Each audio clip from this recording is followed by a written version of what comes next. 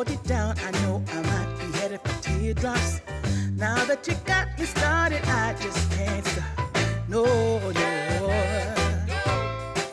'Cause I love you, baby. I can't let you go, baby. I gotta tell you that I won't. I've been looking for love so true. When I was down and out, along came you. Though you might be a liar and a cheat too, I just can't quit you now 'cause I love you. Yes, I do. I can't let you go, baby.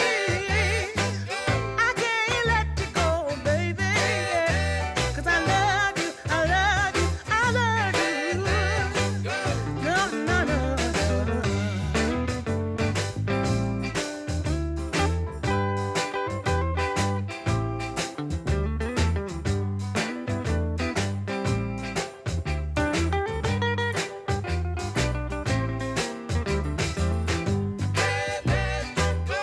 Cause I love you, baby.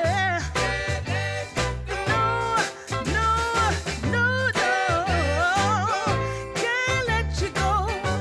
Cause I love you, yeah. There was a time I didn't have romance, but after I met you, I felt it was my chance. But nobody tells me good things about you, baby. I'm gonna stay right here, and I don't mean maybe. Yeah. I can't let you go. I can't let you go. Yeah. I can't let you go. Yeah. I can't let. I can't let. I can't let. Yeah. I can't let. I can't let. Yeah. You can't tell me to let go, baby. 'Cause I love you. I love you. Yeah. 'Cause I love you. Yeah.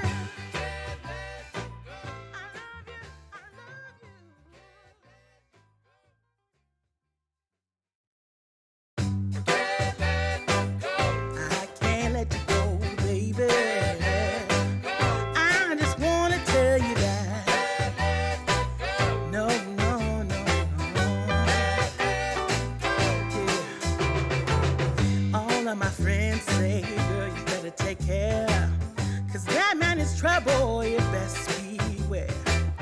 And hold it down, I know I might be headed for teardrops. Now that you got me started, I just can't stop. No, no. 'Cause I love you, baby. I can't let you go, baby. I gotta tell you that I won't. I've been looking for love so true. When I was down and out, along came you. Though you might be a liar and a cheat too, I just can't quit you now 'cause I love you. Yes, I do. I can't let you go, baby. I can't let you go, baby. 'Cause I love you, I love you, I love you. No, no, no, no.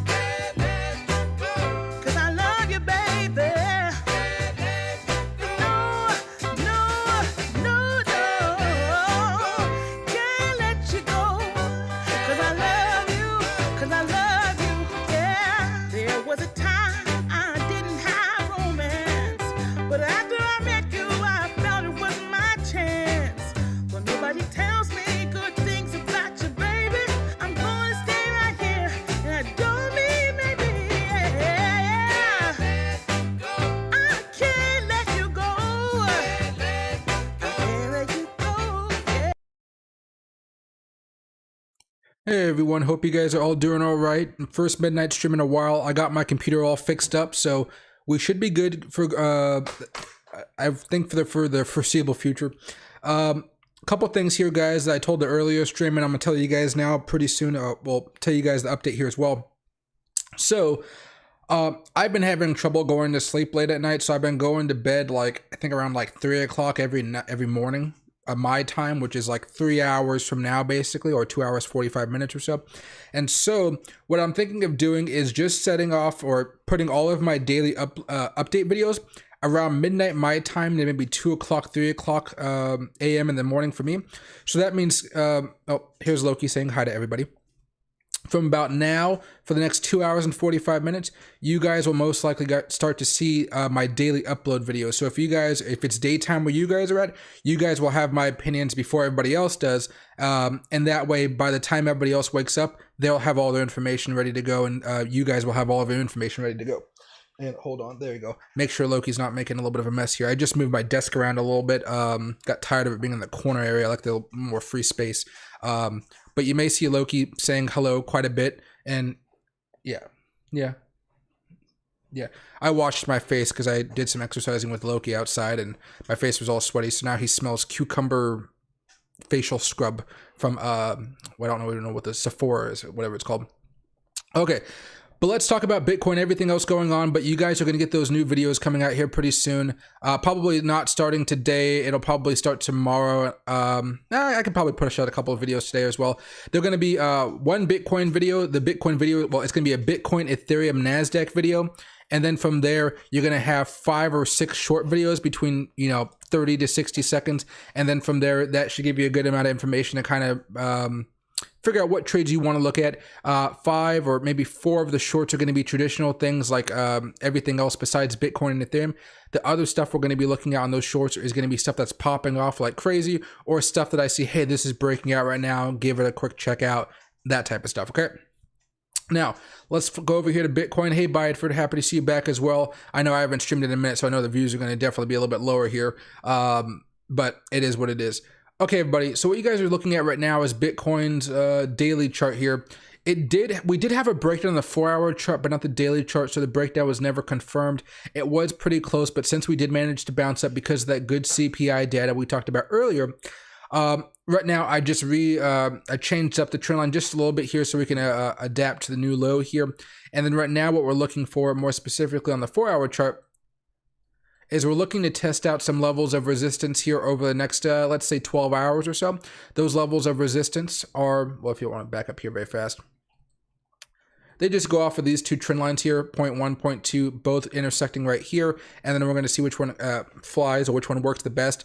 I'm just going off of both of them. Me being me, I would probably choose the one that's going to be the most aggressive on the upward trend here. So if I was to take one off, it would be the one using the high from June 14th.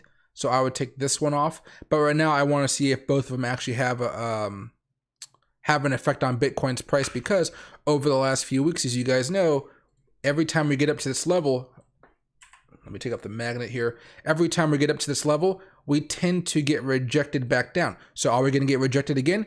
We'll have to wait and see, but this is definitely a time where you're going to be seeing a lot of people start to scale out, or at least start to sell some of the positions off here, okay? Now, the closest one that we have to worry about that resistance level is right up here around 24,857 or so. I would just call it around 25,000 to make it easy for you guys. You guys can get more specific on your own charts. But for now, just assume we want to get back up towards 25,000 or around $24,850-ish, okay? After that, then we have to deal with this larger one that's probably going to be a little bit more reliable. Up here around $25,150. It'll kind of vary as we kind of move up the chart here as time kind of passes on. But so far, we are making a pretty strong move, everybody. We are in that resistance level, so we're going to need to continue to see whales continue to pump up the price of Bitcoin here if you guys want to see altcoins continue to move up. If you guys have been looking at altcoins a little bit today, you guys will probably have noticed that they're not really moving up so much. Bitcoin's up 2.7%, Ethereum is up 2.3%, But then like you see Matic is only at 0.77, XRP is only at 0.2, Bitcoin Cash is only up 1, Engine Coin's only at 0.86, FTM is down 1.4, STMX is up 0.4, Litecoin's only up 1, ApeCoin's up about 2, that's nice, Shiba's only at 0.8. So you do see that altcoins aren't necessarily booming at the same pace as Bitcoin, or they're not booming what you might expect them, while Bitcoin's also booming. So if Bitcoin goes up 1%, you might expect an altcoin to go 1 to 3%, right?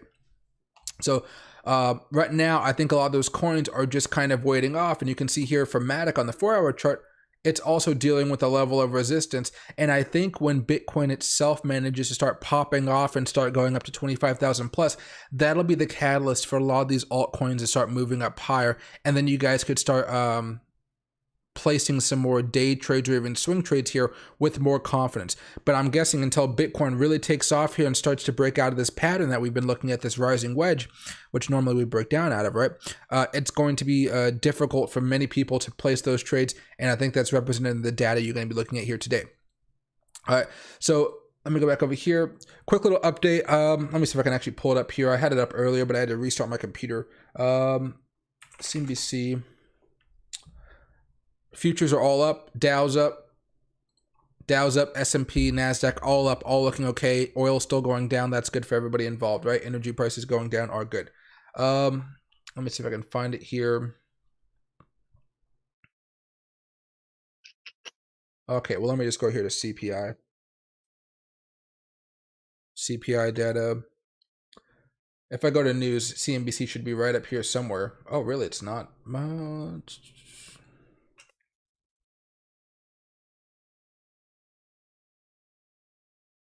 Geez, they might have already taken it off. Oh, there it is. Man, the newest one isn't even on the top. So basically, guys, some of the highlights of what we saw today was, well, let me just go zoom back up here because I know everything's zoomed in for you guys. The CPI rose 8.5%. It's not a good number by any stretch of the imagination, but it could have been worse, and we were better than expectations. And the fact that we were better than expectations really pushed the whole market up higher exactly at 5:30 a.m. Pacific time or 8:30 Eastern time in the morning. As soon as that data was released, you saw Bitcoin soar, you saw shorts get demolished, and it was a very, very quick and rapid movement, and we've still continued on that momentum so far. You guys could see that Bitcoin, let's go back over here let's go to the 15-minute chart so you guys can see what I'm talking about. There you go. Exactly when the CPI data came out, big surge, came back down to consolidate for a little bit of time, but so far we're still chugging up here, and we're looking to continue on this breakout bit by bit, and I'm hoping over the next 45 minutes or so, we may even see this little bit of a dip and an attempt to break out above the 24,854 level that we were just talking about a few minutes ago, okay? So we'll keep this on the right-hand side of the chart. If you guys have any questions, please let me know. As far as the rest of the coins out there, like I said, not much stuff has been moving up over the last few hours except for Bitcoin. In the last 24 hours, Ethereum's up 12% compared to where it was 24 hours ago because, you know, the dip that we saw. So you're seeing some coins do well. Everything else is maybe up maybe 5 to 6% or so. You know, decent, reliable. I like what I'm seeing here. Not enough for me to really want to be hopping into this market here because we're about to have some pretty difficult resistance levels. But I think it's worthy of watching to see what happens now, guys. All right. Hey, Omar. Hey, man, long time no see. How's things? Guys, things are doing pretty well. My computer was broken for a while because I needed a new GPU chip. I have a NVIDIA 380 Ti, and I guess they're like expensive, so I didn't really want to buy a new one when my warranty covered it. So I had to wait for my warranty to fix it and, you know, get everything put together. But now that it's back together, should be good to go, guys. And if you guys have any questions about any coins or stocks, let me know. I also have access to option flow. So if you guys ever want to learn about any particular stocks and what their options look like or what the hedge funds are buying or selling right now, I can always tell you guys that as well. Hey, Bullish Roger, Ethereum is moving. Let me check out Ethereum here very fast. Let's see. What is this? Oh, yeah, this is that selling zone for Ethereum. Let's see for me. There we go. It is starting to chug up a little bit. Let me go to the 5-minute chart. So consolidating like Bitcoin. I think both of them are primed to make a move here. I'm looking at Ethereum, Bitcoin right now, and it does look like it wants to take that next step. Excuse me, whoosh. Hey, Mr. Joker. Finally, Ethereum testnet was successful. I mean, when you're in a bull market, or not a bull market, when you're in bullish circumstances like this, where you have some good news coming out, the market's rising, if you can compound that good news on top of other good news, it really does drive a lot of new capital into those coins, and it really does drive them up pretty fast. I mean, the one that I'm looking at right now that's booming up quite a bit, as you see, Sol is up about 6%. If we go to the 15-minute chart, look at this bad boy. Pumped up this morning with Bitcoin, but it's still grinding up quite a bit. And I think there are a reason for it right now. I don't know if they've had any big news, but I've been seeing a lot of Solana ads everywhere on YouTube. I don't know if you guys have been looking at it too. Maybe one popped up on this channel as you guys were watching it. But what I've been seeing is, let me move some stuff around here. There we go. What I've been seeing is a lot of Solana ads all over the place on YouTube. When I click on a video, it works because I have 2 accounts. One has premium, so I'm not really used to seeing ads. But this my main channel, I don't have premium on it. So when I watch something, I see a lot of ads, and a lot of them have been Solana for a while. I don't know exactly why that is though. So we'll see. Hey, Fat Buddha, happy to see you guys. Happy to see you back, my man. But yeah, as far as Solana is concerned, guys, since this morning,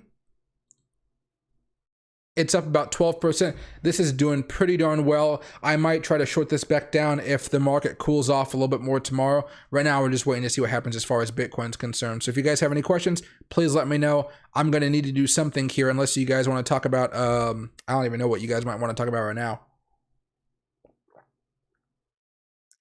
There we go.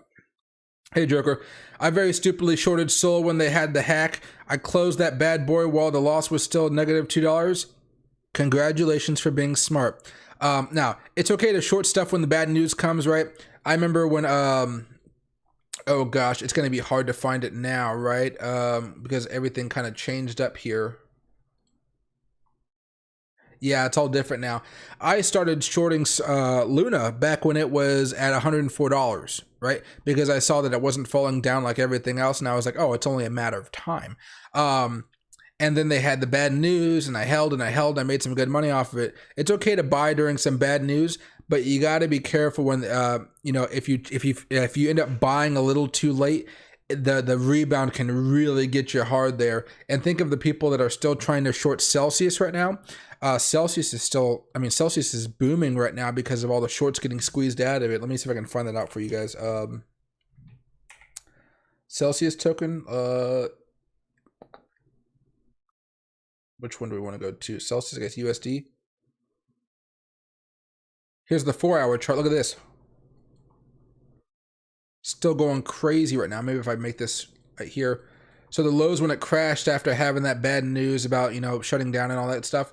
Since then, it's up 2,531%. Be careful if you want to hop in this now because it's mostly just the FOMO period. As you guys can see, if I kind of zoom in here a little bit more, pure FOMO. But over the last, let's say, since August started over here, August was right here, yeah. It's up about 100%. This thing is going crazy. Now, I'm not touching this at all because I think eventually it is going to fall back down, especially since you see a lot of these moving averages starting to catch back up. Usually when that happens, you start to see some pretty sizable drops. But on the daily chart, look at it. Still popping up here quite a bit. Broke above the 200 daily moving average. It's looking pretty good, guys. It's looking pretty good. There you go. Much more of a day trader's coin, if you ask me. I'm not swinging that thing unless my life depended on it right now. Let me see. Bitcoin's still getting the pumps here. We may see a pretty good pump here in the next 15 minutes or so. I'm hoping over the next 15 minutes we'll actually have the opportunity to break out above this little bit of a resistance we have right here. It's not a major one, guys. Don't be fooled, but you know, it's still a number we need to break out above here. Maybe if I can actually enter this in. 24660, not interval. Coordinates, yeah. 24660, there you go. Right up here is what we're trying to see. There we go. We're trying to break out above that. Looks like we can. So we've been consolidating. We had that final dip to shake out some new investors and try to make a pump here. Anybody is a guess, but we'll see. And hey, Adam, surprised your card went bad. It's expensive. G card shouldn't go bad prematurely, especially if you're not a heavy gamer or miner. No, from what I understand, it might have been from a lot of rendering of videos and using Adobe and all that type of stuff. And I do game, but I'm not a heavy gamer. What I think happened is what the guy might have, I think the guy, they never found out exactly what was wrong with it. They just said, hey, let's just get you a new one and let's be done with it. So they didn't actually find out what was wrong. But when they ran all the tests, it felt like something got too hot in there and one of the thermal pads wasn't put on properly. But, you know, I guess something to do with thermal pads and thermal paste. I don't know much about it. Oh, here we go. Let's see how this works out. But yeah, it was definitely annoying, my man, because I bought this computer about a year ago and it's absolutely fantastic. Like 4 or 5 terabytes, 380 Ti. You know, it's a nice graphics card. I can play any game I want to, and I absolutely love it. Oh, there we go. But what do you call? It was such a pain to not have a computer. I had my gaming laptop, but that gaming laptop was from my college years, and I started college in 2013. So, you know, it's like from 2015 or 14 or something like that. It's old. It had like the 10 series, I think, graphics card in it. So it's old, very, very old. But I'm very, very happy to have my computer back because I can play all my games now. I can use Adobe Premiere, Adobe Photoshop, you know, OBS software, all that good stuff. I can use it without having any problems now.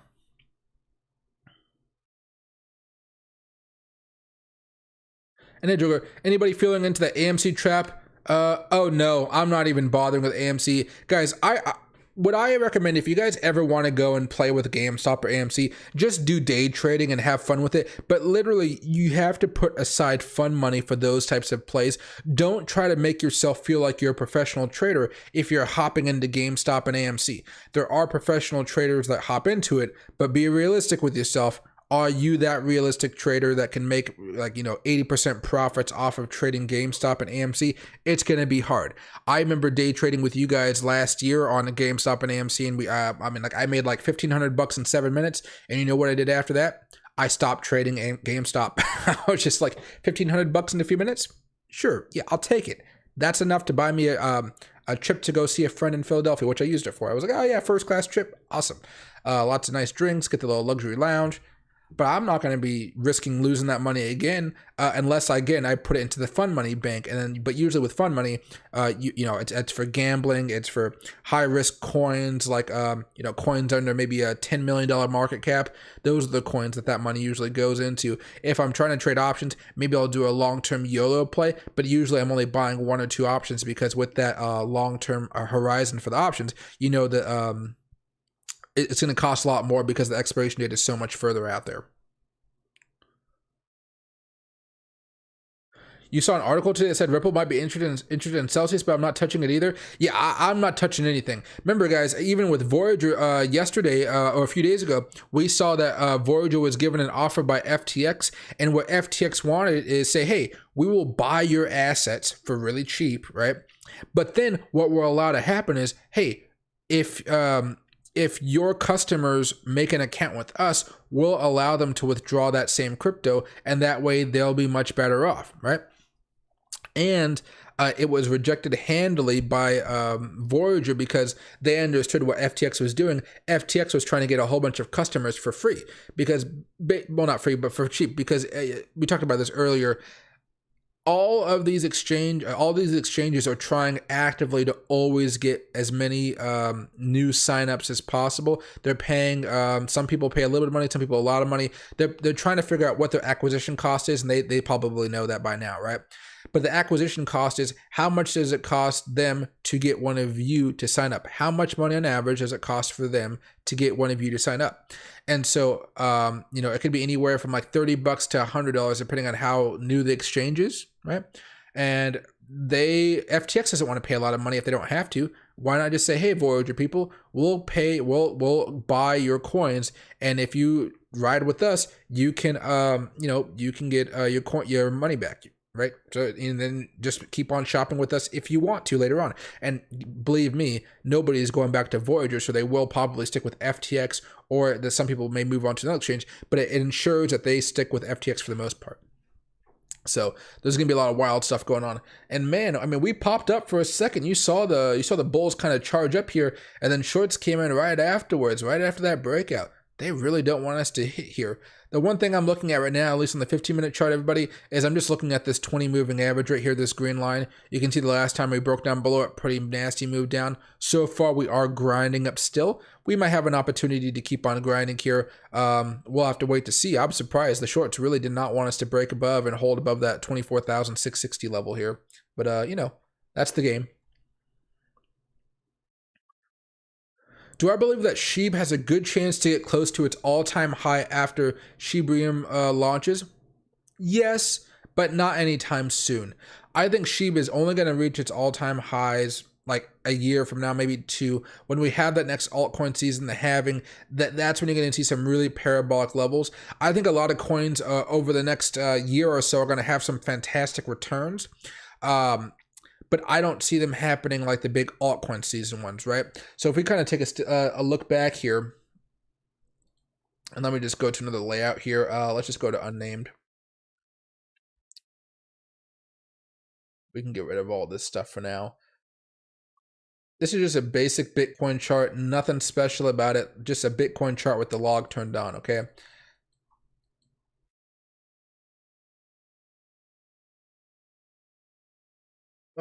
Let's just look at this entire cycle here.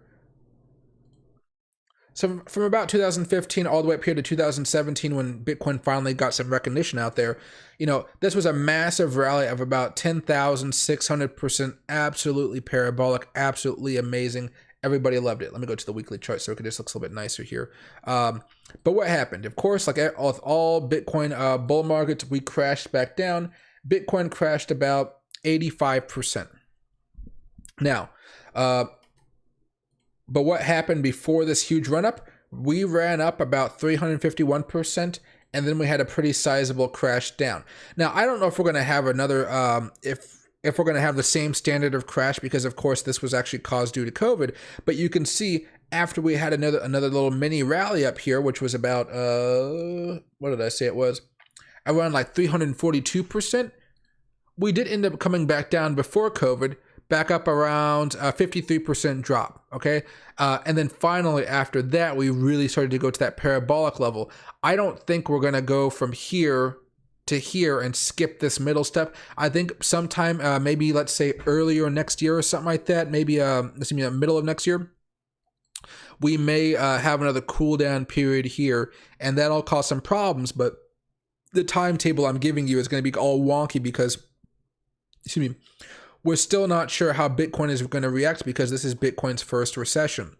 And we're technically in a recession because of the 2 negative quarters of GDP, right? But we still haven't seen the mass layoffs yet. We're just starting the layoff process right now. The layoffs, or the fact that we're going into recession or a deeper recession right now, that's why oil prices continue to fall down. And that's why, you know, even though we're happy that oil is going down, I think all of us are happy about that. The fact is, it's going down because the economy is getting worse. And you're seeing that quite a bit, right? We dropped about 29-30% or so. Now we've dropped about maybe, let's say, 25-26% since those peaks we saw all the way back over here in June. It's not looking too good now. So, you know, the good thing about that, of course, is if we do hit get a worse recession, which I think is going to happen over the next few months, or let's say quarters or so, you will most likely see oil start to come back down. Back in 2008, this is daily chart. Let's just go to a weekly chart. There we go. Back there in 2008, what did you see? You saw a massive move down in the price of oil because nothing was moving, nothing was being shipped, stuff like that, right? So if you're lucky, we'll see another large drop in the price of goods here. Now, we had some pretty stable oil prices, I would say, from 2015 over to 2020 with COVID, right? Had a little bit of a drop in 2016, it looks like. I think the market was kind of freaking out about Trump becoming president. You know, everybody said the market was going to fall and never come back up, right? But you know, during the last part of Obama's presidency, we saw gas starting to come back down. That was pretty nice. Consolidation around here. Not much activity, not much crazy stuff happening over here up until 2020 with COVID. And then, you know, around 2021, end of 2020, we started to see the prices go back up a little bit. Then they'd stabilize like they normally do for just a little bit of time. And then they really started to rally. Now we're hoping, if I go back to the monthly chart here, I get to see how wild this chart is. You know, maybe we've peaked and now we might be starting to come back down. Let's just hope we can at least get back to the 60s. If we really do, that could be a good help, because right now I don't think anything is going to stop a full-blown recession from occurring. I'm not saying it's going to be the worst recession of all time like the 2008 recession, but it does seem like it's going to be bad because of, I mean, the fact that people can't afford goods because we still have high inflation. Inflation is going down, guys, but it's still not anywhere good. Nowhere good, nowhere good, nowhere where we want it to be. It's just heading in the right direction for now. We'll have to wait and see, right? The big news coming out later on this week here, or maybe next week. I think it's next week. I'll find out for you guys later on. Is there's a big chance, there's an opportunity for a railroad workers strike, and if the railroad workers strike, that's about like 30% of all freight in America would be shut down immediately, and there's not enough workers to do so. And there was talk of Biden trying to stop the strike from happening, like saying, hey, if you do this, you're breaking the law, like make it illegal to strike. The workers at the railroad companies are already saying that, oh, let's see a little bit of short coming in here. The workers at the railroad sites said, hey, fine, if you want to do that to us, we'll just quit. Just quit. And if they're not striking, but they're just quitting, the government can't do anything. So Biden's over here union busting and kind of doing some really shady stuff in the background. Not many people are talking about it, but I'm not using this as an attempt to bash Biden, but I'm like, hey, we need the railroad system in this country. People tend to forget how big America is. We have some crazy large ports on the West Coast, some really crazy ports on the East Coast, and we got some ports down in the South. But there's a whole internal part of the country that needs freight. And if they're not getting it, oh man, like all the stuff that, like, it's the coast don't make everything, guys. The interior of the country really does need to operate. All the food that's coming out of the interior of the country, not going out to the coastlines, it's just going to be complete chaos. So let's actually talk about it a little bit right now. You see Bitcoin is attempting to be shorted right now. I mean, after that nice little pump right there, we just got whacked. I'll try to find some whale activity there as well. But here we go, guys. U.S. rail strike. I say U.S. because I think England is also having some type of strike, and that was really surprising to me. There's some guy, Mike Lynch, over there.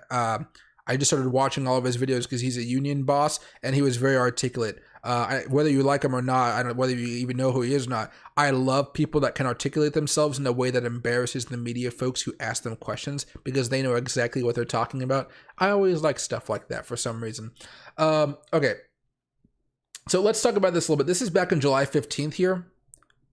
So maybe I can zoom in just a tad here. There we go. U.S. rail strike averted for now as Biden steps in before Sunday's deadline. So there's already a deadline coming up. He extended the deadline. It's coming up again. That's why I bring this up, guys. I don't want this to be some type of big scare or, surprise for most of you guys out there, especially because maybe a lot of you guys aren't living in America, or you guys aren't from America. When our, if our economy starts suffering because of this strike, it's going to spread everywhere, right? So let's see. So President Joe Biden had until Sunday, July 17th, to appoint a Presidential Emergency Board, PEB, to investigate and make recommendations for settlement. If the Sunday deadline wasn't met, rail labor had already voted to go on strike. So they've already voted on going on strike. So they're committed. All right. Now, let's see right here.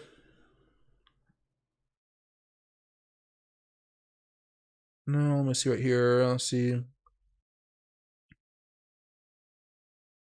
So this is from the 15th or so. So that's from July 15th. So we have like 4 more days. It's coming up pretty soon. The board now has 30 days to make settlement recommendations, and strikes are prohibited during that time. If rail carriers or rail labor reject the PEB recommendations, Congress can also intervene, but there are concerns stoppage of the U.S. railroads are possible this fall. So, we'll leave it at that here as far as this one article, but that is not good news. And frankly, again, not many people are talking about this, which is the big concern here.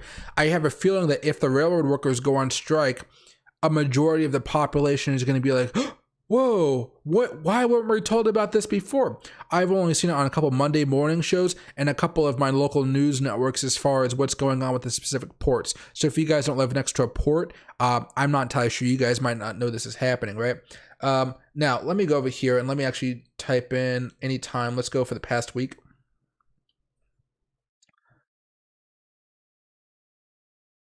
Let's see. No, this is BBC. This might be it right here. International Committee of Fourth International. I don't know what this website is, but they seem fine to me. With less than 1 week left before Emergency Arbitration Board issues ruling, U.S. train dispatchers vote near unanimous to authorize strike action.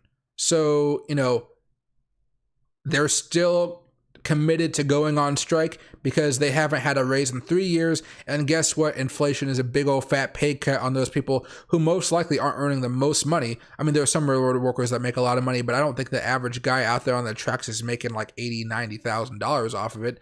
Maybe, but I don't think so, right? Only a few weeks earlier, 99.5% of workers belonging to the Brotherhood of Locomotive Engineers and Trainmen voted in favor of a strike. That was the first nationwide strike vote that Belt had held since 2011. Okay, so just again, railroads have been making a lot of profits. The greedy bosses, the same old story, right? We can keep on watching Bitcoin now. But get prepared for this strike, guys. Well, don't get prepared for it, but just be aware that there's a good chance this thing's going to happen. And when shit hits the fan, shit's going to hit the fan. It'll be interesting. So I'd love to know what you guys think about this. Or if you guys are in England, I heard you guys are having a train worker strike as well. I don't know if it's commuter trains or agricultural trains or, I should say freight trains.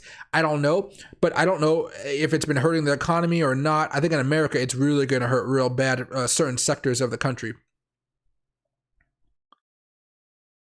Why did that basic Bitcoin chart look like a head and shoulders? Because it was. We traded it as a channel when it happened. What's right here? And hey, your computer was overheating a bit. Yeah, I don't know what it was. I mean, they said my fans were good. I think it was something with the pace because my computer has like good fan system. It has liquid cooling for the CPU, and it has like 1, 2, 3, 4. It has like 5 fans in it. I think that's a decent amount of fans. It was really weird.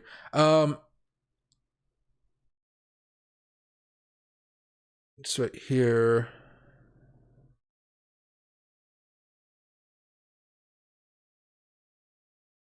It's right here. Gives up.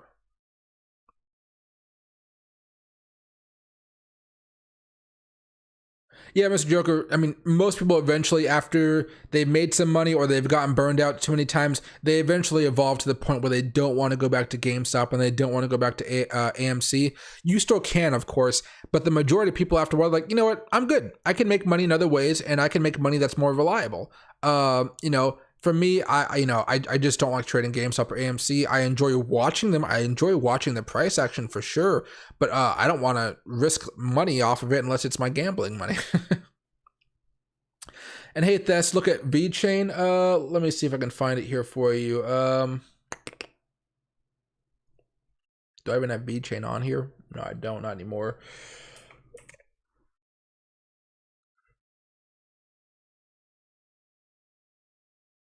It's looking fine right now. It's grinding and it's grinding quite well. I'm looking at this older trend line here. It's still moving up quite well. It's way off of that one.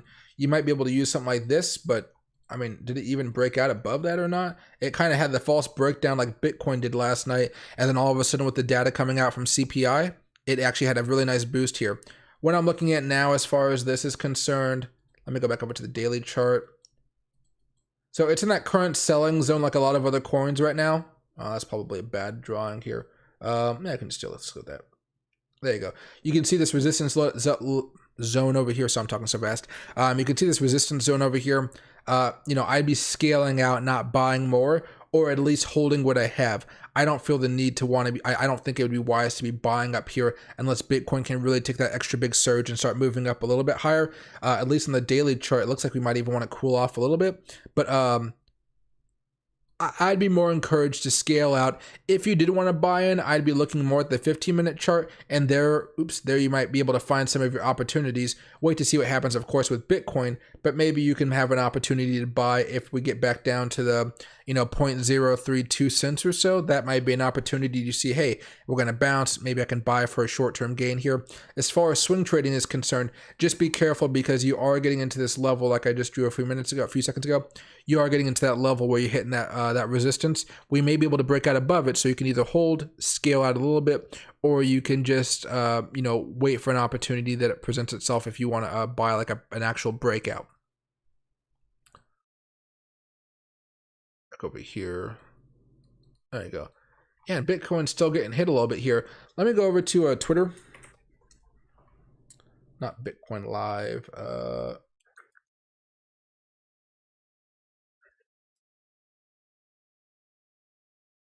Whale trades.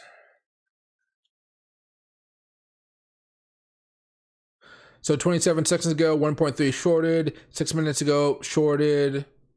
So, crypto is getting shorted right now, obviously, as you guys can probably see. But there's some confirmation that the whales are trying to short Bitcoin down here.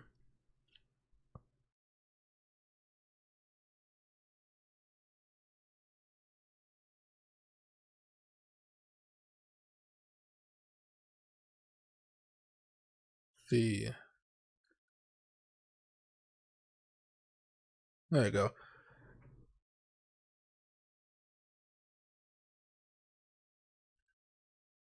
Let's see. Sorry, guys, I'm reading your comments. Make sure. Hey, John, 25K possible today? It's possible if we get the market to have another big day here. So far, if we take a quick peek at the NASDAQ here, right here, you're seeing that on the daily chart, we did manage to break out above that Fibonacci extension level. So we can make a stronger move here. Just got to be careful as the week finishes up, though. We may end up finishing the week back down. So just be aware of that. As far as some of these other coins are concerned, oops, one of my computer monitor features is activating without my permission. There we go. Everything else like the SPY, it's already blasting above its 20-week moving average here. It's coming pretty close to the contact with the 200 here pretty soon. So there is room for it to run back up. You're going to need to see the market move Bitcoin back up. We could just be relaxing a little bit before another move later on. It's not like this dip is going to take us all the way back down to 20,000 or something like that. But yeah, 25,000 is possible. Definitely possible. It's only, what, like $700 away? It was only $300 away a few minutes ago.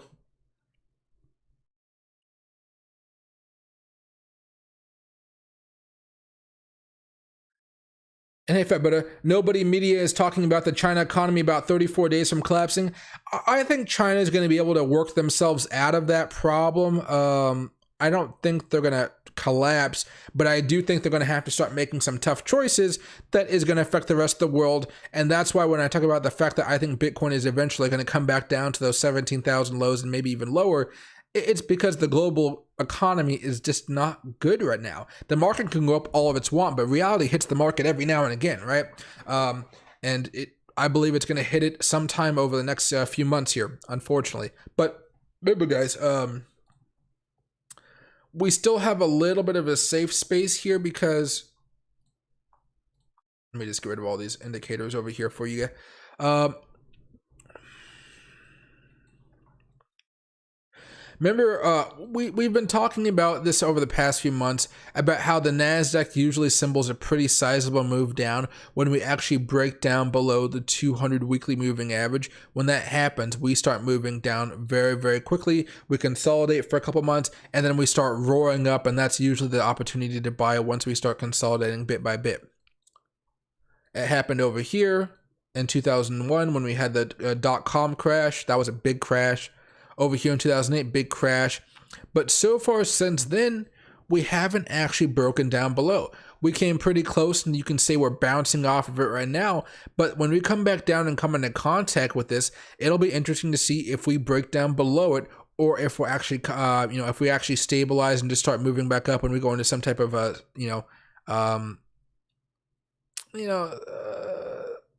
some type of, stabilization period where we're just going sideways, I guess. Maybe if we're lucky, this will just turn into some type of really big double bottom, right? I don't think it is, but we can hope. We can always hope there.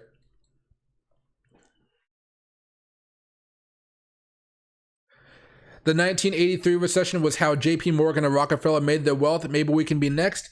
There's too many regulations for us to be very, very rich nowadays. We got to go the clean way. But I mean, I believe, by me spending a lot of my wealth buying up a lot of stocks over the next 12 to 14, not say 12 to 18 months, I think those are going to make me a lot of money down the road. And it's not like I'm picking something like very, very high risk or something, especially in the stock market. I'm buying stuff like Nvidia, Apple, tech plays, because I think tech is going to get decimated over the next, few months as the recession hits, because advertising dollars are going to be in the toilet. And everybody runs on advertising dollars. Just freaking ask Snap. You can tell if advertisers like Snap or not just by looking at their chart. Snap Inc. Daily chart. Look at that. Revenue fell, gap down, not good. Well, things were picking up in 2020 because advertisers were going insane because why? Everybody was at home. Guess what? Gap up, strong moves, right? Now that that's not happening, it's like Peloton. They're just going into the toilet here. Now, Snap is not Apple. Apple will be much better off than Snap. But, there's going to be a lot of acquisitions, I believe, over the next few years, because a lot of these companies, while they may survive, their market cap is going to be so small that if another company comes along with some cash flow, they're going to say, hey, it's your fiduciary responsibility to give your shareholders a good price. Just like with Elon Musk and Twitter, he kind of forced them. It was their fiduciary responsibility to accept his offer. Now, we don't know exactly what's going to happen with that offer. Like, I don't even know if there's been any updates on it, but it could happen.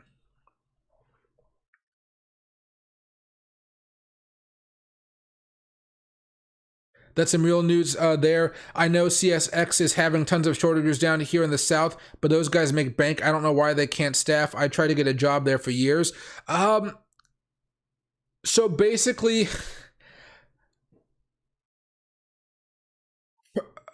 I'm going to sound like a freaking Marxist or something like that. I don't even know. How would I say this?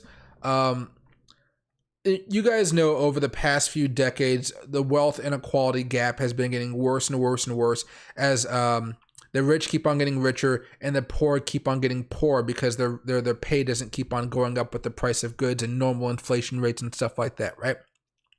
Heck, we haven't had a minimum wage increase in who knows how long, right? But because of that, we've reached one of those breaking points because of this inflation. It kind of accelerated this whole process where people are like, I can't afford a place to live. I can't afford food. I can't afford a new car. And I'm working 40 hours a week, 50 hours a week, some people 60 hours a week, and I still can't afford a nice style of living. And when you think about that, that's not right at all. And, there's debates on whether, just quit and go to another job, yada, yada, yada. But, at a certain point, if you can do a good hard day's work and the company you're working for is making blockbuster profits, maybe give some of that money back down to the people at the bottom and don't try to just give it as bonuses or share buybacks and stuff like that. It's better to just keep your employees happy, because if you have happy employees, their productivity will go up. Now, that works better for certain companies than others. I will grant you that, guys. But I do think there has been a speed up of that wealth inequality, and because of that, strikes, all that type of stuff. There's not many unions in America anymore, but you're going to start seeing some problems here where companies are going to have to start paying their employees more and start giving them a better work-life balance. That's why you've already seen a lot of companies say, hey, you don't have to come back to work, stay at home, relax, because they do not want to have to get somebody new, train that new person, and deal with all that crap when they could just say, hey, hey, your productivity is better when you're at home anyway. Stay there, maybe come in once a week if you can. We'd be happy with that. Let's make a deal here, yada, yada, yada. And there's going to be that. It's just getting worse, right? Now, me being me, I can't speak for the poor because that'd be kind of hypocritical because I make good money, right? But when I was younger, I absolutely understood what it was like being poor in the 90s. I think being poor in the 90s is a little bit different than being poor now, but again, it could be a little bit different, right? But again, let's just, while Bitcoin's getting shorted here, let's say you make $15 an hour and you work 40, so what is that? 40, 80, 160. Sorry, you work 160 hours a month. So that means you're making around $2,400, right? And if we just go over here to apartments.com. Oh, I didn't spell apartments.com, right? Apartments.com. And let's just say you want to live in, what's a town between here and Seattle? Let's just say Kent, Washington. Let's just kind of find a spot. If you want a studio apartment, it's going to cost you 628 square feet. It's going to cost you $1,600. All right, and that's working $15 minimum wage, and you're working somewhere close by in the city, or you're working somewhere out in the town, but you're making minimum wage, so it could be a lot of different places around, right? So if you're making what did I say, $2,400 a month? Well, after rent, you're left with $800. Now with gas, I don't know about you guys, but I probably spend anywhere from $300 to $400 a month on gas, and I don't even commute to work, right? So if you were to take out another, let's just say $200, just to call it nice, and gas prices, then you're left with $600. And an average person in Washington spends anywhere from like $200 to $400 on groceries. Let's just add another $200 to that, right? And then you're left with like $400. And if you're smart, you put part of that in a retirement, probably another $200 out of that, if you even have money for retirement. And then you're left with $200. Now, if you're smart, you put that last $200 in savings, right? And that'll probably leave you with nothing at all. But what are you gonna go? How are you gonna go have fun with your friends? How are you gonna get a drink? How are you gonna go do yada yada yada, right? So kind of sucks. And that's because housing has gotten so expensive. We haven't built enough houses. We haven't done a whole bunch of stuff on both sides. But thank God I learned how to trade when I did. Even when I was working on corporate America, I was blowing through money. I was having a fun time. Don't get me wrong, but I'm much more comfortable now than I was before, and I don't have to actually commute to downtown. Before, I would have to drive to the. Here, let me show you guys. Maps, not Mempause. Maps. No, there we go. Okay. Oh, whoa. There we go. Satellite. This is before. This is after I left Seattle. I would leave my home here, right? Oh, not the condo place, right here. I would drive all the way down here, drive downtown, go to the Tacoma Dome station, free parking at least, hop on the train. The train would take an hour all the way up north, have a few stops along the way, like 5 or 6 stops, and then it would drop me off downtown at the station, right? Where's that? It's past the fields. Right here, yeah. Right here. Station right there. From here, there's a little roundabout section over here. And the Uber picks you up, or the corporate bus if you're in a corporate like Starbucks or Microsoft. And then from here, I would get dropped off at my job, which is... Where's the slide building? Dexter Horton. There it is. Right here. Dexter Horton building. And that would probably cost me about $15-20 a day, not including gas, with like the train fees going there and back and doing it. Whew. Money gets spent very, very fast. And now we can go back to watching Bitcoin get shorted. Yeah, no worries, Thest. Seeing, hey, Rohala, Anchor is facing daily resistance too. a lot of stuff is facing that daily resistance. And remember when we started this stream a few, probably like an hour ago now, a while ago, we had talked about how a lot of coins aren't really popping off so much, except for maybe a few, because they're all facing that same level of resistance, and we're all waiting to see if Bitcoin can actually break above it. There's a reason why I'm just not buying anything right now. And, you know, I say what I'd be doing right now is just scaling out of my positions, or just holding what I have. I don't feel the need to be buying much right now. It could change in the morning when I start to see what happens during the open market hours, of course, and if we have any other economic data coming out, yada, yada, yada. But with all this stuff going on and the fact that we could have a train strike, I don't think people are ready for a strike of railroad workers. I really don't think they are. And, you know, I don't think many people... Again, I'm a creature of the city. I lived 5 years in Montana, so I kind of get, like, you know, I know the outdoorsy crowds too, the plains people. I don't know what you want to call them. Flyover states, whatever they call themselves. They call them Montanans where I know them. But, you know, people in the city don't understand how goods are transported across the country, and what rails are used for, truckers, how important they are. So if they do go on strike, your railroad workers, it'll be a shock to the system for sure, because that means ports will be backed up.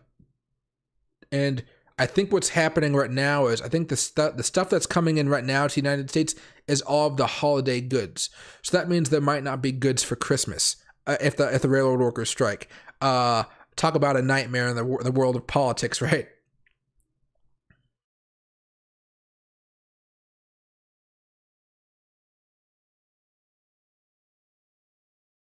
And hey, Joker, that 1 second chart is intense. I love looking at the 1 second chart. The only reason I pay like the $60 a month for a trading view is so I can actually use this. So I can actually use the 1 second chart. I don't have to use TradingView, guys. Before I started this channel, I rarely ever used TradingView. I used TD Ameritrade, because that's a trade out my options on there, and I used other exchanges like Binance, KuCoin, Femex, BitGet, stuff like that. That's what I used. You know, it didn't make much of a hassle to me at all. But TradingView is nice. You can change a lot of stuff on it. I like TradingView because you can also change up some colors. So I can make it gradient, and I can do some fun stuff here where I can go from light purple. Well, actually, let's go to a darker purple to like maybe a darker, even darker blue. There are times when I want to look at charts like that. I have no idea why. It just has a cool vibe to it. I'm like, oh, cool. This is a little bit more of a this switches stuff up. But yeah, I normally don't do that, of course, because I like to have it black. Some people like to have it gray, but I like that you're allowed to change up some stuff here, and it does look pretty nice when you do it like that. There you go. But most of the time, I just be open on BitGet, Femex, KuCoin, Binance. Have that chart open, do the technicals on there. It's powered by TradingView. That'd be very, very nice. Oh, it's still very, very nice. So here, literally $15 an hour is so unlivable. Oops, hold on. Drop my phone. Have to do the safety check. It's still fine. All right. Yeah, it's not a livable wage. I don't know how people can live off of that much money. Well, I assume they have like maybe a wife that's also working minimum wage, or a girlfriend. They're both living in one place, so like two people living together equals one nowadays. But yeah, it's rough. It's rough. That's why I always love those comparisons of what your grandparents had to save up for a house versus what we have to save up for a house, and how much longer we have to work just to attain that same amount of housing value, right? Absolutely insane. But again, that's one of the reasons I'm moving to Nicaragua. I'm still just trying to figure out where I can move to. It's Nicaragua, El Salvador, Guatemala, one of those places. I'm probably Nicaragua though.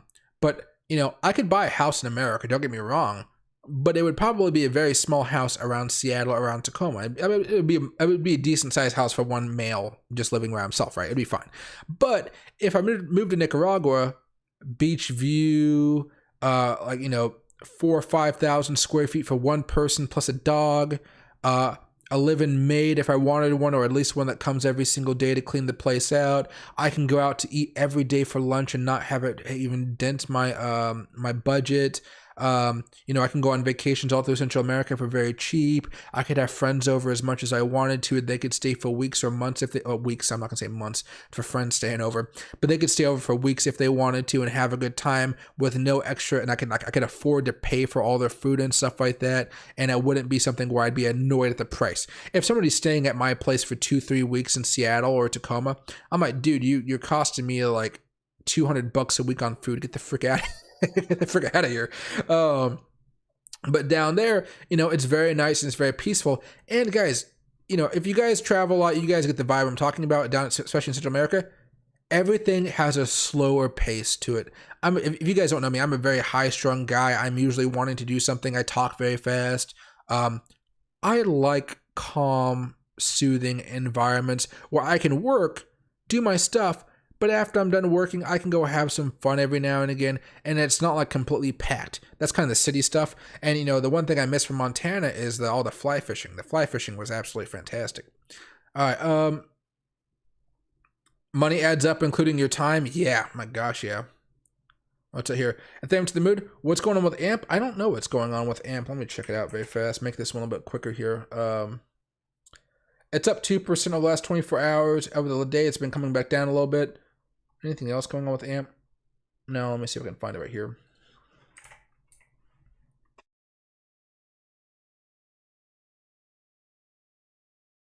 Excuse me, this is the 4-hour chart. Oh, wow, yeah, AMP has not been performing well at all. Everything else, when we hit those lows a couple weeks ago, about a month ago now, they had, they all kind of had some spikes, but they kept on trailing up. This one's been coming down bit by bit, so I'd be careful with this one. This one may continue to actually come down here over time.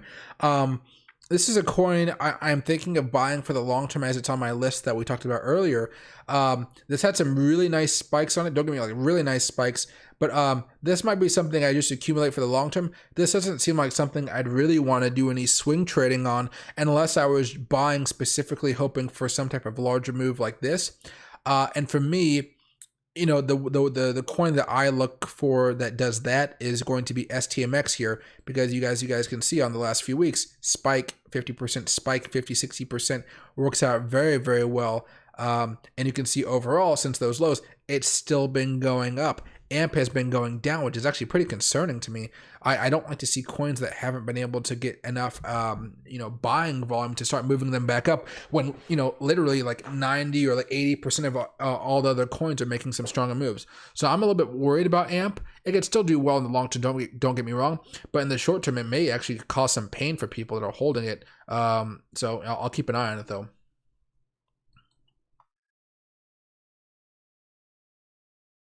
There we go. Okay. And hey, Aaron, happy to see you as well. Hope you're having a very, very good night. Do you think we're going to have another big dip anytime soon? People keep saying Bitcoin will crash to 15K or lower, which is why I'm scared to buy, but I've missed out on a lot staying on the sidelines. So yes, I think eventually I do think Bitcoin will probably reach 15,000 back down to 17,000 over the next few months as this recession gets worse and the economy gets worse, and as energy prices really hammer the Europeans this winter because the war seems like it's going to be going on for a while now. But there's no guarantee that that's going to happen. Right. So if you want to take the easy road here and not have to worry so much about, buying at the very bottom, what I tend to do is I just tend to buy a little bit today, a little bit tomorrow, or maybe once a week, once a month, whatever you can afford. I buy crypto. I do my dollar averaging. And what that does is it helps me find a decent average where I'm not buying once and then watching Bitcoin go all the way back down and not having any money to buy back into it to lower that average. I just buy a little bit today, a little bit tomorrow. You could say, hey, I want to buy $1 worth of Bitcoin a day. I want to buy $1 worth of Dogecoin a day. I want to buy $1 worth of ADA a day. I want to buy $1 worth of Doge Lawn Mars a day. I want to buy $1 of Mana a day, whatever, STMX, whatever it may be. And then you end up spending like $10 a day, $5 a day. And then it just adds up bit by bit. And of course, you can do it like once a week and do $7 once a week. So, you don't have to like do it all the time. But that's what I would say. That's much easier than trying to find the bottom here. I do think we're going to be going down lower. And that's one of the reasons I've stopped actually buying my long-term for my long-term plays. What I've decided to do is I bought up a lot over the past few weeks. And so I did get a lot towards the bottom areas around the 17,500s. But I want to keep on buying more, but because I'm a little bit more greedy, and this may bite me in the butt, who knows? But I don't want to start buying more crypto again until I see Bitcoin come back down to the $20,000 range, less than that even. So when I start to see Bitcoin go back down below that, however long it takes, I'll be happy to continue buying up more for the long term here. I will still buy some stuff for the long term every now and again, but as far as like the big market cap coins like a Bitcoin, Ethereum, ADA, no, I'm okay with not buying them right now. But that's only because I was able to buy them over the last few months when they were a little bit higher than this even, and even then of course lower than it back when Bitcoin was around 17,500. So it's up to you about how you want to trade it. But the way that I found out that's like the less stressful way where you don't have to worry about it as much, choose a couple coins you want to buy, put in so much money every week, buy a little bit here. And that way, if you invest like $50 a week into crypto and your crypto falls even 20% in that week, even 50% that week, you've only lost like $25 or so, right? So you're not going to be freaking out. Like if you bought right now, and you're like, okay, I'm putting all of my dollar cost averaging money into Bitcoin right now, or Ethereum, and I'm buying it at 1,882, something like that. And okay, you're like, I put $10,000 into it. Well, if we start breaking back down again over the next few months, and Ethereum goes all the way back down to 700, you might have already lost 50% of your value. And they're like, oh man, now I'm a bag holder and I gotta wait. It kind of takes away that perception of being a bag holder because the price is most likely going to be going back down with all this bad economy stuff going on. So you just take your baby steps, then you can make some money down the road. You have to accept the fact though, if you're dollar cost averaging, like a lot of us are, you're going to have to understand that you're going to buy right here. It'll go down, buy. It goes, ooh, nice. Keep on buying, because the goal isn't to worry about what happens over the next few weeks, not even the next few months. The goal is to what's going to happen over the next year, 2, 3 years, when you're expecting the price of this asset to go parabolic. Let's see. But I do think Bitcoin is going to come back down. That's mostly just me thinking about some of the macro economic trends of the United States, how we're already in a recession. The recession is slowly getting worse here with more and more layoffs coming. And even though inflation data has been good, layoffs are still coming, even though everybody says the economy is getting better, right? If you go to listen to CNN, MSNBC, Bloomberg, CNBC, they're all saying things are getting better to a certain degree, right? The talking heads, not the extra experts on that, but the talking heads, the people that, read the teleprompter, they're saying things are getting better. Biden saying things are getting better. Congress, Democrats saying things are getting better. But, if things are getting better, why are we having layoffs? Why are we about to have a massive strike for the first time in a long time? These are things that kind of, they don't mesh here, but it's a political season, so everything's going to be very mumbo jumbled. Guys, remember, they just changed the definition of a recession like 3 weeks ago, and nobody really talked about it after the initial outrage of it. They just kind of changed it to change it for political reasons. So, if they're forced to change the language here, that means to me that I think things are going to get worse, rather than get better. If things are going well, you don't have to change definitions of words. Something quick here, very fast. STMX is having a little bit of a pop here. What's going on with STMX? Last 25 minutes is up 4%. Keep track of it. Like I said, this thing has its nice little pop-up moments, and I don't know exactly why, but this thing does like to have some nice parabolic moves, which is why when we talked about, I think, AMP, when AMP had that really big move, STMX is something that does it really nicely, very well. So I'll keep a track on that one as well for you guys too. There we go. Seconds chart. All right.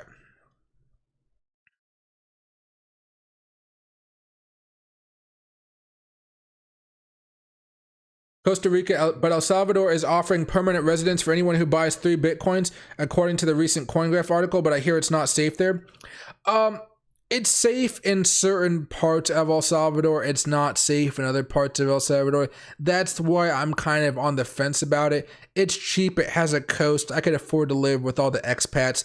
Guys, I'm not just living in the middle of town, with everybody else. I'm living in this I'm living in these expat communities where all the people that are older, they've moved from Europe and Canada, where the police have a pretty big incentive to keep everybody safe and keep order in those towns, while they may not actually use those same resources in other towns. If you get the shanty towns and stuff like that.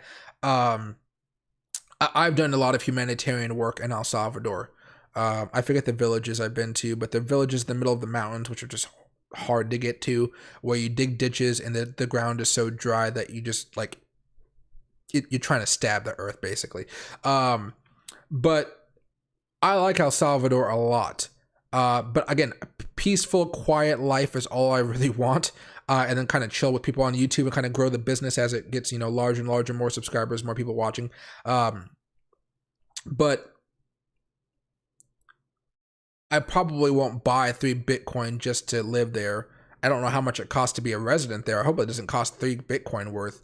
It doesn't make any sense for me. What I would love to do is talk to them and say, hey, let me be the influencer for El Salvador. Let me do that. Teach me Spanish.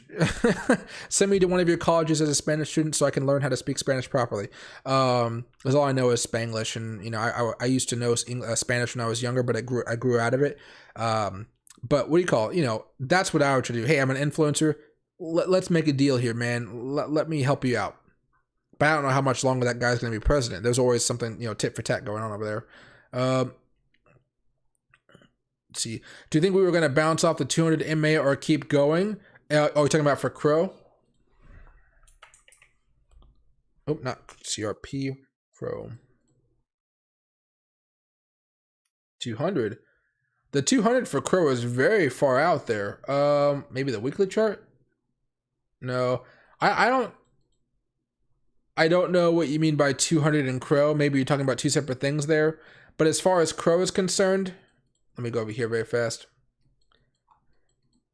Just like a lot of the other cryptos, it has reached that level of resistance up here. We'll see if it can continue moving up. It looks like it can actually go up a little bit higher compared to a lot of some other coins. It might be able to make a move back up towards, 1581. So not parabolic levels, but it can still move up. Anything else over here? Yeah, I mean, you're seeing some of that resistance up here, right?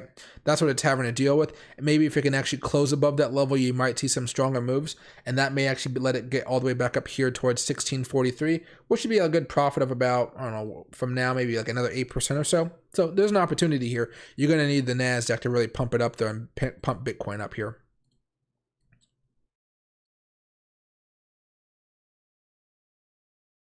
There we go. All right.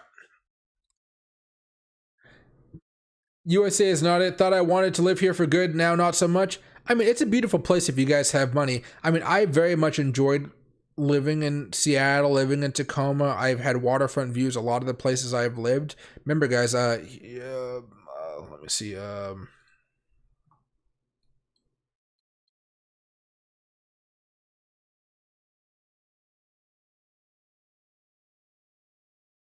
do I do this? Can I drop my human icon right here? Oh, here we go. So I lived in this type of apartment here. Well, that's okay. Must be a different one. Mine had marble and stuff because I had the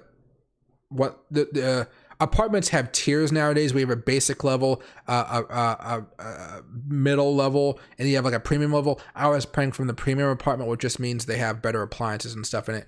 But I wanted to show you the view of the, what do you call it? This looks like this is a studio. Oh, damn. All right.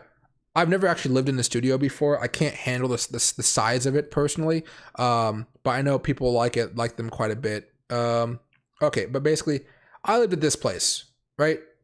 Nice waterfront views next to a high school that's an old hotel that looks like a freaking castle, right? One of my friends, Keegan, used to live right here. He moved out of there after I moved out of there. But it had a good parking spot here. Crime was going up. That's the reason I left downtown. People were stealing flat out cars, breaking in there every night. Like, this place was so nice that the deer literally came onto the field. And this is downtown. Deer downtown are freaking insane. Oh, my car is not there anymore. Oh no, this is a different picture, isn't it? Hold on a second here, guys. Can I do this anymore? No, I don't know how to do this anymore. Oh no, it's on the company website. Let me see. 2.9 reviews. That sounds about right. They had new management, which is why I left. The new management sucked. Corporation bought it from random people. Yeah, see? Oh. There's my silver Ford Fusion right there, looking all nice and pretty. Nice little place. I mean, we smoked weed and drank wine, beers a lot. It was pretty nice. It was pretty nice. They even have a little water wheel thing. That was a little debatable, but whatever. But it was a very nice area, right? So if you guys have money, you can afford stuff like this. But I mean, at the end of the day, we only have so much money. Do you really want to be spending like $2,000, $2,500 a month just for a place to live? Kind of crazy, you know, but you know, companies pay for it, so you know, it kind of changes up a little bit. But I don't like paying that much for rents. But I was like, I want this lifestyle. I want this bit of relaxation. That's why if you guys look at some of my older videos from YouTube, you'll see. Here, let me show you guys something. Sorry to keep on going off of Bitcoin, but Bitcoin's not doing anything really crazy right now. We're just having a little bit of a cool off period. If you go back to some of my older content, like really old content, so like oldest first, and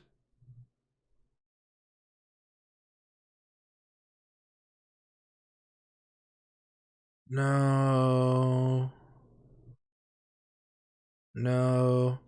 actually no, maybe here. Hold on. So talk about time frames. You'll see in the background here, I got my TV up on the wall. Does not look professional at all. I just bought a nice TV and I was like, I'll keep it there. But you see, you can't see the water from the windows here. I have a very basic place. I just wanted to live where everything was at. And so you can see that it was like, oh no. I lived like this. There's like a pathway right through the middle. I had like this quadrant right here is all mine. They're pretty sizable, nice apartments. They just cost a lot. And hey, relevant, water views are what I live for everywhere I go. Like Nicaragua, when I move there, or El Salvador, wherever I move, it's going to have a waterfront view. It's going to have a waterfront view. To me, water, like the view opens its more openness. I don't like being confined. That's why I said I don't like studios. I can't do it. I can't do it. Mentally, it would just freak me out. So I like to, or when I go on a cruise, I can't have one of those cabins where there's no windows. It freaks me out. Call it claustrophobia or whatever, but I can't do it. Can't do it at all. But yeah, I need waterfront views, and you know I can afford them, so who cares? they're very, very nice. Sol's still up a little bit. STMX is kind of stalled out at 4%. I'll see if it goes up a little bit higher than that. But so far, guys, we are seeing some decent moves here. Let me see what's going on right here. Oh, there we go. Okay, we're fine right now. We're seeing a little bit of reversal. But overall, guys, we're looking okay. I'm going to wrap up the stream here because I am going to get started on some of those daily videos for you guys. But here's what I want you guys to understand. So far, we are getting caught up in some of this resistance up here. We're not entirely sure if we're going to manage to break out. I think we'll know if we're going to break out either today or tomorrow. And that's mostly because so far we're going to be waiting for the stock market to open up. And if we go back over here, you'll see that so far the futures are up a little bit. Not a lot, but they're up a little bit off of some really good economic data that came out yesterday. Right? So what I want to see happen is I want to see if we can break out back above around 25,200 or so. And then we might be able to make a surge back up here towards 26,700. And then if we go over here to the weekly chart, you'll see that we have the 20-week moving average coming over here. The major levels of resistance, if we do break out, guys, if we do break out, are going to be the 20-week moving average on the exponential chart. And then it's going to be over here on the exponential chart. It's going to be the 200, which is right here around 26,800, okay? That's going to be the big level. I don't think that just because I say this that I'm going to be right and this is not going to happen, whatever. But I really don't think we're going to be able to break back above the 200 weekly moving average and the 20-week moving average right before a big death cross. If we do, I would assume it's just going to be one gigantic trap, and that's going to get a lot of people stuck because we've never, this has never ever happened where the 20-week moving average has crossed down below the 200. Go all the way back over here. From as far as we've had the 200 weekly moving average exponential, we've never seen the 20-week exponential moving average break down below the 200 exponential moving average. It's never happened. It's never happened. And we saw what happened with Bitcoin here when it happened, when it broke down, right? These death crosses mean a lot, right? Death cross happened right here. Look at that. Nasty move down. Death cross happened right here. Nasty move down. A death cross happened right here. Ended up being a nasty move down. Death cross here. Nasty move down. We just have never seen what happens when any of these moving averages cross down below the 200. That's why I start getting more concerned. But the good thing about these moving averages here is if you can kind of estimate what's going on in the future, guys, you can say, well, hey, even if this does break down and we start moving back down to $15,000 or so, I mean, by November or by the end of this year, we should most likely see a bottom for Bitcoin. If we're lucky, we might have some really volatile moments in here. We may even go down as low as 10,000. But I mean, sometime in the next 6 months at least, we will find Bitcoin's bottom, and you're going to be happy you started to buy even here, accumulating. So when we eventually do make that longer move up, whether it's this type of parabolic move or it's just this subtle larger move here, a large move here, you're still going to be walking away with a lot of profit, especially for your altcoins. Bitcoin may only go up a few percent here or there, 50%, 60%, even 100%. But your altcoins are where you're going to be making the majority of your money. But Bitcoin is always that safe play out there, right? So, let's see right here. Oh, one other thing. Hey, Adam. Oh, so you've been to El Salvador? I was thinking about moving there. The president there loves Bitcoin, which is why he hated by you-know-who. Yeah, what do you call... It's very nice out there. If I go over here to Facebook here, before I head off, guys. Oh, I'm not even logged into my Facebook. I don't use... Yeah, never mind. Okay. I have tons of pictures of me on my Facebook account and me in El Salvador back when I was in high school. And even some when I was a little bit older, like, college. But I've been to El Salvador plenty of times. I love doing humanitarian aid work. It's tax deductible. So you don't have to really worry about it too much. But it's just nice. El Salvador has something called pupusas. The best food in the world. Very simple, plain, elegant food. It's just amazing. Bean and cheese. It's what it is. It's all you need. But yeah. So, what do you call it? Give this some time, everybody. We may have a stronger move coming up, but I'm still looking to scale out, and I'm not really excited to really buy much here unless I'm doing day trades. I'm not doing multi-day trades right now, but that's just because I'm a little more overly cautious. Okay, so okay, buddy, I'll see you guys tomorrow, 6 p.m. Pacific time. I might even go live tomorrow at midnight as well, just because I'll be up anyway, and I'm giving up on trying to go to bed around 9 o'clock, 10 o'clock. I'm just going to go to bed at around 3 o'clock in the morning, which is like another hour and a half from now. So I should be able to go live more often for you guys on the